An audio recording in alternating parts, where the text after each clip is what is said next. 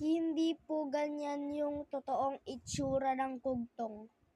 Papakita ko po sa inyo Ayan napakalayo Ito talaga yung totoong itsura ng kugtong. Diba napakalayo talaga. Sing laki din niya ng barko, tsaka kaya nang kumain ng pating. Ayan hindi po ganyan yan. Napakalayo po sa itsura pang 90s pa po yan diba?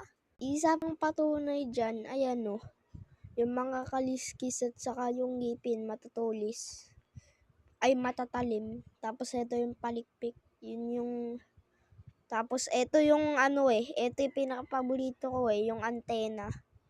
Ayan, so ganyan talaga yung itsura ng di umano kugtong.